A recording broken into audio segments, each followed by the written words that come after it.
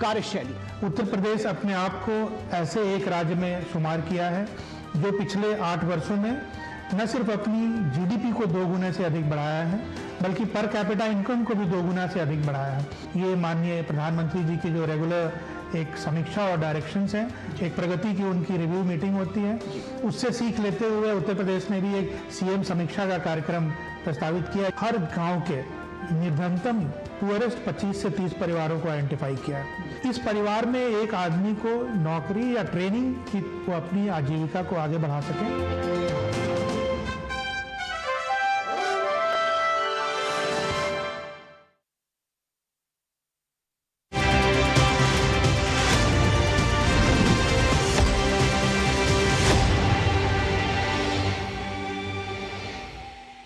नमस्कार, स्वागत है आप सभी का डीडी न्यूज के इस खास बुलेटिन एक्सप्रेस 100 में, जहां हम आपके लिए लेकर आते हैं राजनीति, मनोरंजन, देश दुनिया, खेल और व्यापार जगत की सभी बड़ी खबरों को एक्सप्रेस यानी कि फटाफट अंदाज में। मैं हूं आपके साथ पराक्रम सिंह शेखावत। तो आइए शुरू करते हैं तेज रफ्तार से जुड़ी खबरें। पश्चिम बंगाल में कोयला तस्करी मामले को लेकर सियासी घमासान गहराया। कोलकाता पुलिस ने अब प्रवर्तन निदेशालय यानी ईडी के खिलाफ ही एफआईआर दर्ज कर दी। ईडी ने इस मामले में कलकत्ता हाई कोर्ट का रुख किया और अब आज अदालत इस केस में सुनवाई करेगी। वहीं दूसरी तरफ ममता बनर्जी आज ईडी की कार्रवाई के खिलाफ कोलकाता की सड़कों पर विरोध मार्च करेंगे। पश्चिम बंगाल के राज्यपाल सीवी आनंद बोस को जान से मारने की धमकी मिली। गुरुवार रात राज्यपाल को धमकी भरा ईमेल आया। धमकी मिलने के बाद राज्यपाल की सुरक्षा व्यवस्था को और कड़ा कर दिया गया। पश्चिम बंगाल के राज्यपाल सीवी आनंद बोस को जान से मारने की धमकी मिलने के बाद भाजपा ने राज्य की कानून व्यवस्था पर सवाल उठाए। भाजपा के आईटी सेल प्रमुख अमित मालवीय ने कहा कि ममता बनर्जी के शासन में आपका स्वागत है, जहां राज्यपाल भी सुरक्षित नहीं है। पश्चिम बंगाल में कानून व्यवस्था पूरी तरह से चरमरा गई। निर्वाचन आयोग ने मतदाता सूची पुनरीक्षण को लेकर जारी असमंजस को दूर करते हुए आम जनता के लिए राहत भरा फैसला लिया। नई गाइडलाइंस के मुताबिक 85 वर्ष से अधिक उम्र के बुजुर्गों, गंभीर बीमारों और दिव्यांगों को अब ईआरओ कार्यालय के चक्कर काटने की जरूरत नहीं। आयोग ने अब इन मतदाताओं को सीधे फोन करने का फैसला लिया ताकि उन्हें घर पर ही सुनवाई की सुविधा दी जा सके। इसके अलावा जो लोग नौकरी या पढ़ाई के सिलसिले में दूसरे राज्य या विदेश में हैं, उन्हें भी व्यक्तिगत पेशी से छूट दी गई। सैनिक और सरकारी कर्मचारियों के मामले में उनके परिवार का कोई भी सदस्य 13 निर्धारित दस्तावेजों में से एक जमा कर प्रक्रिया पूरी कर सकता है, जिसमें अब मतदाता सूची में नाम जुड़वाना या सुधारना बेहद आसान हो जाएगा। केंद्रीय गृह एवं सहकारिता मंत्री अमित शाह वीडियो कॉन्फ्रेंसिंग के माध्यम से आज national IED data management system का शुभारंभ करेंगे। एनआईडीएमएस आंतरिक सुरक्षा को मजबूत करने का काम करेगा। इससे बम धमाकों की जांच और रोकथाम को नई ताकत मिलेगी। यह पहल भारत की काउंटर आईईडी क्षमता और आंतरिक सुरक्षा ढांचे को सशक्त बनाने की दिशा में एक महत्वपूर्ण कदम मानी जा रही है। राष्ट्रीय सुरक्षा गार्ड द्वारा विकसित एनआईडीएमएस एक सुरक्षित राष्ट्रीय स्तर का डिजिटल प्लेटफॉर्म है। इसका उद्देश्य आईईडी से संबंधित आंकड़ों का व्यवस्थित संग्रह और संकलन करना है और इसे साझा करना है। केंद्रीय गृह एवं सहकारिता मंत्री अमित शाह आज शीर्ष स्तरीय नार्को समन्वय केंद्र एनकोड समिति की 9वीं बैठक की अध्यक्षता करेंगे। बैठक का उद्देश्य देश में मादक पदार्थों की तस्करी और दुरुपयोग से निपटने में शामिल विभिन्न केंद्रीय और राज्य सरकार की एजेंसियों के प्रयासों में समन्वय स्थापित करना है। दिल्ली के तुर्कमान गेट इलाके में फैज इलाही मस्जिद के पास हुई हिंसा के मामले में दिल्ली पुलिस ने जांच तेज कर दी है। इसी बीच आज पुलिस ने जुम्मे की नमाज को देखते हुए सेंट्रल दिल्ली में सुरक्षा के खास इंतजाम किए। विदेश मंत्री डॉक्टर एस जयशंकर फ्रांस के दौरे पर, उन्होंने फ्रांस के राष्ट्रपति इमैनुअल मैक्रों से मुलाकात की। उन्हें प्रधानमंत्री नरेंद्र मोदी की तरफ से शुभकामनाएं भी दी। विदेश मंत्री एस जयशंकर ने राष्ट्रपति मैक्रों के साथ समकालीन वैश्विक घटनाक्रमों पर चर्चा की और भारत फ्रांस रणनीतिक साझेदारी के लिए उनके सकारात्मक दृष्टिकोण की सराहना की। अयोध्या में कड़ाके की ठंड के बीच श्री राम जन्मभूमि मंदिर में श्रद्धालु बड़ी संख्या में दर्शन के लिए पहुंच रहे हैं। आईएमडी के अनुसार अयोध्या में आज न्यूनतम तापमान 8.1 डिग्री रहने का अनुमान। दक्षिण पश्चिम बंगाल की खाड़ी में स्थित गहरा अवदाब पिछले 6 घंटों के दौरान उत्तर पश्चिम दिशा में 10 किलोमीटर घंटे की गति से बढ़ा है। गुरुवार को करीब रात 11:30 बजे के आसपास ये क्षेत्र के अक्षांश 6.7 डिग्री उत्तर और देशांतर 83.6 डिग्री पूर्व पर केंद्रित रहा। श्रीलंका और दक्षिणी तमिलनाडु के तटीय इलाकों में समुद्र की स्थिति खराब हो सकती है, जिससे मछुआरों को समुद्र में न जाने की सलाह दी गई है। इस अवदाब के असर से तटीय इलाकों में पानी भरने, आंधी तूफान और तेज बारिश की आशंका। केंद्रीय स्वास्थ्य मंत्री जेपी नड्डा आज कोलकाता में चित्तरंजन नेशनल कैंसर इंस्टीट्यूट जाएंगे। पश्चिम बंगाल के नदिया जिले में एम्स कल्याणी में रेडिएशन ऑन्कोलॉजी डिपार्टमेंट, ट्रॉमा और इमरजेंसी मेडिसिन डिपार्टमेंट, साथ ही न्यूमेटिक ट्यूब सिस्टम का भी उद्घाटन करेंगे। फ्रांस के राष्ट्रपति इमैनुअल मैक्रों ने कहा है कि वो अगले महीने भारत का दौरा करेंगे, जहां वो नई Delhi artificial intelligence impact summit में शामिल होंगे। रक्षा मंत्री राजनाथ सिंह और मुख्यमंत्री योगी आदित्यनाथ लखनऊ में नए अशोक लेलैंड प्लांट से पहले इलेक्ट्रिक बसों को हरी झंडी दिखाएंगे।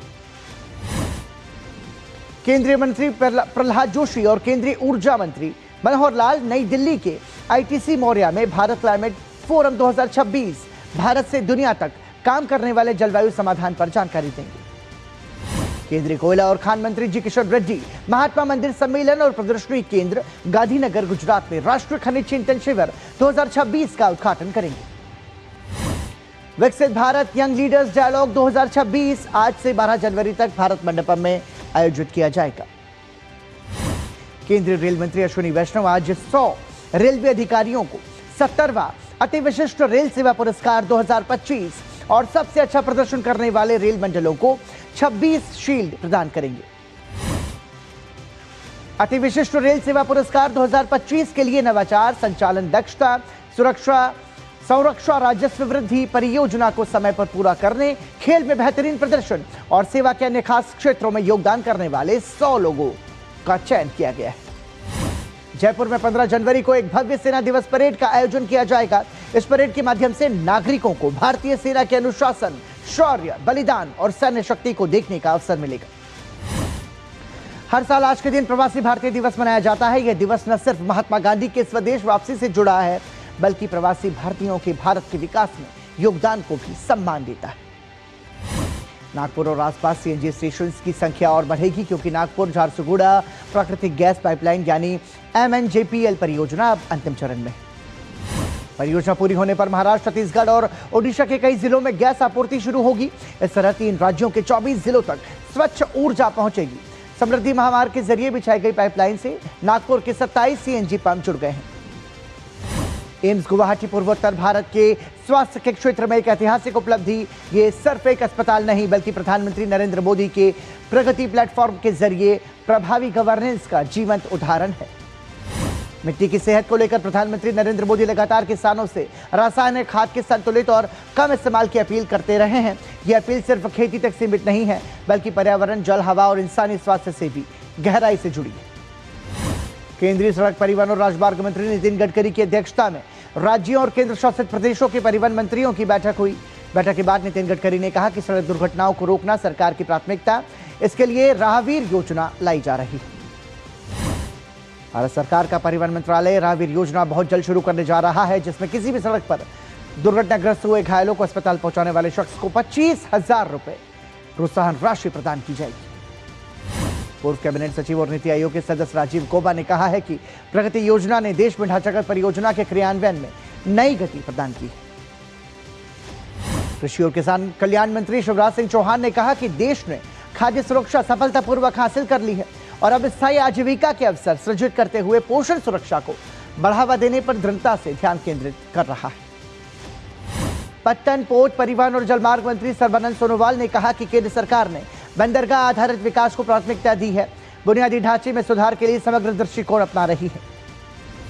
सोमनाथ मंदिर में 3 दिन चलने वाला सोमनाथ स्वाभिमान पर्व का शुभारंभ हो गया। 3 दिन चलने वाले इस कार्यक्रम में बड़ी संख्या में लोग शामिल हो रहे हैं। 3 दिवसीय पर्व के दौरान सोमनाथ मंदिर में लगातार 24 घंटे ओमकारनाथ का जाप हो रहा है। श्रद्धालुओं की सुविधा और बड़ी भागीदारी को ध्यान में रखते हुए हर दिन 4 अलग अलग शहरों से एक ट्रेन सोमनाथ पहुंच रही है। भारत ने वर्ष 2040 तक अपने अंतरिक्ष यात्रियों को चंद्रमा पर उतारने और सुरक्षित वापस लाने का लक्ष्य तय किया। प्रधानमंत्री नरेंद्र मोदी के प्रगति प्लेटफॉर्म ने छत्तीसगढ़ के Lara super thermal power project को नया जीवन दिया, जिससे यह प्रोजेक्ट अब देश की ऊर्जा जरूरतों को पूरा करने में महत्वपूर्ण भूमिका निभा रहा है। विकसित भारत जी राम जी कानून को लेकर भारतीय जनता पार्टी का देशव्यापी विशेष जागरूकता अभियान जारी। इस अभियान के तहत भाजपा नेता और कार्यकर्ता लोगों को कानून के प्रावधानों और उसके लाभों की जानकारी दे रहे हैं। इंडिया गेट के पास कर्तव्य पथ पर गणतंत्र दिवस की रिहर्सल चल रही है। जवान कड़ाके की ठंड में परेड रिहर्सल कर रहे हैं। इंटरनेशनल कैमल फेस्टिवल आज से राजस्थान के बीकानेर में शुरू होगा और 11 जनवरी तक चलेगा। कार्यक्रम के दौरान विभिन्न लोक वाद्यों, लोक कलाओं और लोकगीत और संगीत की प्रस्तुति कलाकारों द्वारा दी जाएगी। देश के कई हिस्सों में कड़ाके की ठंड। गाजियाबाद में आज तड़के घना कोहरा नजर आया। वहीं भारतीय मौसम विभाग ने दिल्ली एनसीआर के कुछ इलाकों में हल्की बारिश की संभावना जताई। कल जम्मू और कश्मीर में इस मौसम की सबसे ठंडी रात थी। शहर में न्यूनतम तापमान -5.1 डिग्री सेल्सियस दर्ज किया गया। गुलमर्ग में न्यूनतम तापमान -9.2 डिग्री सेल्सियस और पहलगाम में -8.6 डिग्री सेल्सियस दर्ज किया गया। मौसम विभाग ने 20 जनवरी तक कश्मीर में कड़ाके की ठंड और ड्राई वेदर का अनुमान लगाया। मौसम विभाग के मुताबिक उत्तराखंड, पंजाब, उत्तर प्रदेश, हरियाणा, चंडीगढ़, राजस्थान, पूर्वी मध्य प्रदेश और बिहार के कुछ अलग अलग हिस्सों में अगले 1 से 3 दिनों के दौरान शीतलहर की स्थिति रहने की संभावना। कड़ाके की ठंड के चलते गौतम बुद्ध नगर में नर्सरी से कक्षा 8 तक के स्कूल कल तक के लिए बंद। वहीं पंजाब में ठंड की वजह से स्कूलों की छुट्टियां 13 जनवरी तक बढ़ाई गई। यहां रुक रहे एक छोटे से ब्रेक के लिए, देखते रहिए डीडी न्यूज।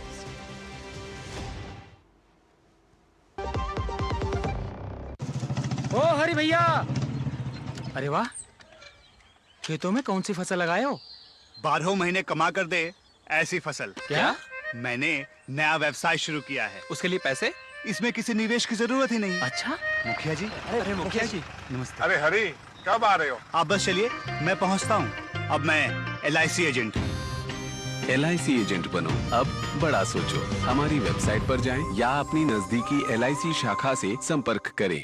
टिंग टिंग, आपके लिए एक फेस्टिवल ऑफर है। QR कोड स्कैन करो, UPI पिन डालो और 10,000 रूपए आपके बैंक अकाउंट में। पिन डालूंगा तो पैसा खट से आएगा नहीं, झट से कट जाएगा। मैं मूर्ख नहीं हूँ। आलिया, UPI कहता है UPI पिन पैसे भेजने के लिए होता है, पाने के लिए नहीं। इस बात को याद रखें और कहें, मैं मूर्ख नहीं।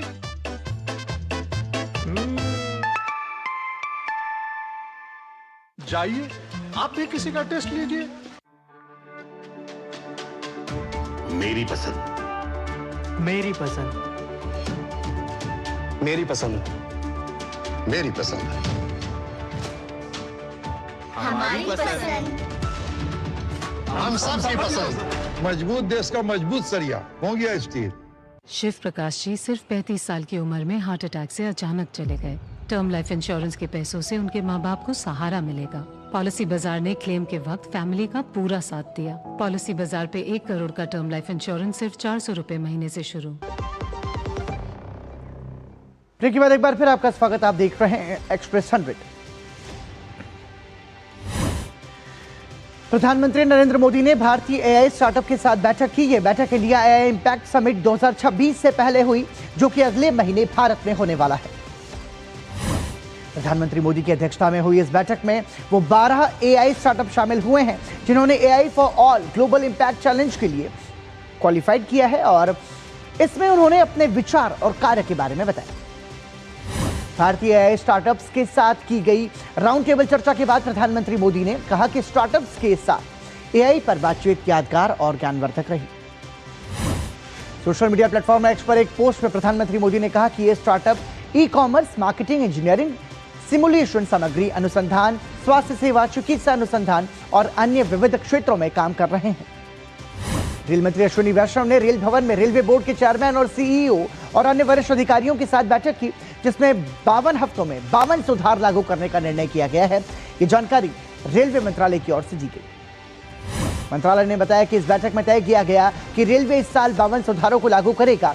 इसके जरिए रेलवे की कोशिश नए साल में रेलवे में बड़े सुधारों को लागू करना है और महत्वपूर्ण बदलाव लाना है, जिसमें सुरक्षा बढ़ाने पर जोर रहेगा। वित्त मंत्री निर्मला सीतारमण ने दिल्ली यूनिवर्सिटी के दिल्ली स्कूल ऑफ इकोनॉमिक्स के छात्रों के साथ आने वाले बजट पर चर्चा की। इस बैठक में छात्रों को स्किलिंग, ग्रीन एनर्जी, ग्रामीण विकास और न्यू इकोनॉमी और अन्य विषयों पर सुझाव दिए गए। वाणिज्य और उद्योग मंत्री पीयूष गोयल ने लिंकटेस्टिन की कंपनियों के प्रतिनिधियों के साथ एक राउंड टेबल चर्चा की और कहा कि भारत में यूरोपीय मुक्त व्यापार संघ के सदस्य देशों द्वारा $100 अरब के निवेश की प्रतिबद्धता के तहत पैदा हुए अवसरों का फायदा उठाया जाएगा। भारत इंटरनेशनल सोलर अलायंस को अपना समर्थन जारी रखेगा। यह बयान एक वरिष्ठ अधिकारी की ओर से दिया गया। इंटरनेशनल सोलर अलायंस उन 66 अंतर्राष्ट्रीय संगठनों में से एक है जिनमें से अमेरिका ने बाहर निकलने का फैसला किया। वस्त्र मंत्रालय ने गुवाहाटी में आयोजित राष्ट्रीय वस्त्र मंत्री सम्मेलन के उद्घाटन दिवस पर 15 राज्यों के साथ समझौता ज्ञापन पर हस्ताक्षर करके साक्ष्य आधारित नीति निर्माण की दिशा में क्रांतिकारी कदम उठाया। केंद्रीय मंत्री सर्बानंद सोनोवाल ने चेन्नई में 220 करोड़ रुपए की एक महत्वपूर्ण बंदरगाह परियोजनाओं का उद्घाटन और शिलान्यास किया, जो भारत को वैश्विक समुद्री शक्ति बनाने की दिशा में एक बड़ा कदम। Adani ports and special economic zone limited ने भारत के पहले पूर्णतः भरे हुए कच्चे तेल वाहक पोर्ट का स्वागत किया। अदानी समूह की कंपनी ने एक बयान में कहा कि 3.3 लाख घन मीटर की कुल माल ढुलाई क्षमता वाले माउंट न्यू रेनाउन के डॉकिंग के साथ मुंद्रा भारत का पहला बंदरगाह बन गया है जो बर्फ पर पूरी तरह से सक्षम है। भारत में 90% से अधिक पेशेवर लोग वर्ष 2026 में नौकरी खोजने के लिए एआई का उपयोग करने की योजना बना रहे हैं। ये जानकारी प्रोफेशनल नेटवर्क प्लेटफॉर्म लिंक्डइन की रिपोर्ट में सामने आई। गुजरात के गांधीनगर में 8 से 10 जनवरी तक राष्ट्रीय खनिज चिंतन शिविर 2026 आयोजित किया जाएगा। इस 3 दिवसीय कार्यक्रम का उद्देश्य देश के खनन क्षेत्र के सशक्त, टिकाऊ और आत्मनिर्भर भविष्य पर चर्चा करना है। शिविर के एजेंडे में खनिज अन्वेषण, उन्नत टेक्नोलॉजी, आपूर्ति सुरक्षा और मूल्यवर्धन जैसे विषय शामिल, साथ ही आयात पर निर्भरता कम करने और घरेलू खनन इकोसिस्टम मजबूत करने पर भी जोर रहेगा। वित्त वर्ष 2026 में भारत की आर्थिक वृद्धि दर राष्ट्रीय सांख्यिकी कार्यालय के पहले अग्रिम अनुमान से ज्यादा मजबूत रह सकती है। मॉर्गन स्टैनली की रिपोर्ट में वित्त वर्ष 2026 के लिए रियल जीडीपी वृद्धि 7.6% रहने का अनुमान। यूनाइटेड नेशन ने एक रिपोर्ट में कहा कि भारत की जीडीपी 2026 में 6.6% की गति से बढ़ेगी, जबकि इस दौरान वैश्विक अर्थव्यवस्था की विकास दर 2.7% रहने का अनुमान। रिपोर्ट में बताया गया कि भारत की अर्थव्यवस्था ऐसे समय पर तेजी से विकास कर रही है। सोने और चांदी की कीमतों में बड़ी गिरावट देखने को मिली, जिससे सोने के दाम 1.36 लाख रुपए प्रति 10 ग्राम और चांदी के दाम 2.36 लाख रुपए प्रति किलो नीचे आ गए। पशुधन क्षेत्र भारत की कृषि अर्थव्यवस्था को लगातार मजबूत बना रहा है। यह क्षेत्र साल 2014-15 से अब तक हर साल औसतन 12.77% की दर से बढ़ रहा है, जिससे किसानों की आमदनी बढ़ने में मदद मिल रही है। सैमसंग इलेक्ट्रॉनिक्स चालू वित्त वर्ष के अक्टूबर से दिसंबर की तिमाही में अब तक का सबसे अधिक परिचालन लाभ दर्ज किया है। चिप इंडस्ट्री में आई तेज मांग के कारण चौथी तिमाही में कंपनी का परिचालन लाभ पहली बार लगभग $138 अरब तक पहुंचा। वेनेजुएला में राष्ट्रपति निकोलस मादुरो और उनकी पत्नी सीलिया फ्लोरेस की गिरफ्तारी के बाद विरोध प्रदर्शन तेज हो गए। पश्चिमी कराकास में युवा प्रदर्शनकारियों ने अमेरिकी सैन्य कार्रवाई के खिलाफ मार्च निकालते हुए दोनों की रिहाई की मांग की। मादुरो पर अमेरिका में ड्रग्स और हथियारों से जुड़े मामलों में मुकदमा चल रहा है।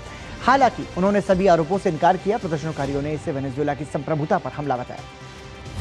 अमेरिका के ग्रीनलैंड पर ताजा बयान से यूरोप और वॉशिंगटन के बीच बहस तेज हो गई है। उपराष्ट्रपति जीडी वैंस ने कहा कि यूरोपीय देशों को ट्रंप की नीति को गंभीरता से लेना चाहिए, वरना अमेरिका अपने हितों की रक्षा के लिए कदम उठा सकता है। अल्बानिया में भारी बारिश के बाद हालात गंभीर बने हुए हैं। वियोसा नदी के उफान पर आने से कई गांवों में बाढ़ आ गई। इमरजेंसी टीमों ने नावों की मदद से फंसे लोगों को बाहर निकाला। अधिकारियों के मुताबिक नदी का जलस्तर 9 मीटर से अधिक बढ़ गया, जिससे निचले इलाकों के खेतों और गांव जलमग्न हो गए। अमेरिकी सीनेट ने राष्ट्रपति डोनाल्ड ट्रंप की वेनेजुएला नीति को लेकर एक अहम कदम उठाया है। सीनेट ने एक प्रस्ताव को आगे बढ़ाने को मंजूरी दी। इस प्रस्ताव का मकसद राष्ट्रपति को कांग्रेस की अनुमति के बिना वेनेजुएला के खिलाफ सैन्य कार्रवाई करने से रोकना है। इस प्रस्ताव पर प्रक्रियात्मक वोट 52 के मुकाबले 47 से पास हुआ, जिसमें कुछ रिपब्लिक सीनेटर्स ने भी डेमोक्रेट्स का साथ दिया। संयुक्त राष्ट्र के महासचिव एंटोनियो गुटेरेस ने अमेरिका के कई यूएन संस्थाओं से हटने के फैसले पर दुख जताया। यूएन प्रवक्ता स्टीफन डुजारिक ने कहा कि इन संस्थानों में से बड़ी संख्या अमेरिकी फंडिंग पर निर्भर है। उन्होंने ये भी स्पष्ट किया कि फिलहाल संयुक्त राष्ट्र को अमेरिका की ओर से कोई औपचारिक सूचना नहीं मिली। इथियोपिया के प्रधानमंत्री अबी अहमद ने अदीस अबाबा में चीनी विदेश मंत्री वांग यी से मुलाकात की। दोनों पक्षों ने आपसी समर्थन को मजबूत करने और विकास रणनीतियों को संरेखित करने का संकल्प लिया। कैलिफोर्निया गवर्नर गैविन न्यूसॉम ने अपने अंतिम स्टेट ऑफ द स्टेट संबोधन में दक्षिणी कैलिफोर्निया की जंगल आग और मिनियापोलिस में ICA एजेंट द्वारा महिला की हत्या के बाद अशांति पर चर्चा की। उन्होंने राष्ट्रपति ट्रंप से कर्तव्य निभाने और अमेरिका के राष्ट्रपति की तरह व्यवहार करने का आग्रह किया। डेमोक्रेटिक पार्टी के मिनेसोटा गवर्नर टिम वॉल्श ने एक प्रेस वार्ता की जिसमें उन्होंने कहा कि मिनियापोलिस में अमेरिकी आव्रजन एजेंट द्वारा 3 बच्चों की मां की हत्या की जांच में राज्य के आपराधिक जांच विभाग को शामिल किया जाए। वेनेजुएला की विपक्षी नेता एलिसा ट्रोटा ने अर्जेंटीना के राष्ट्रपति जेवियर मिलेई से मुलाकात की और वेनेजुएला की जटिल स्थिति पर चर्चा की। उन्होंने कहा कि वर्तमान स्थिति अत्याचारी राज्य के विघटन का प्रतिनिधित्व करती है और पहले कदम के रूप में देश को स्थिर करना और राजनीतिक कैदियों को रिहा करना जरूरी। विमेंस प्रीमियर लीग के चौथे संस्करण का आगाज आज से। प्रतियोगिता का पहला मैच मौजूदा चैंपियन मुंबई इंडियंस और रॉयल चैलेंजर्स बेंगलुरु के बीच। प्रतियोगिता का फाइनल 5 फरवरी को वडोदरा में होगा। Mumbai Indians, royal Challengers Bengaluru और दिल्ली कैपिटल्स खिताब के दावेदार। विजेता टीम को 6 करोड़ रुपए और रनर अप को 3 करोड़ रुपए मिलेंगे।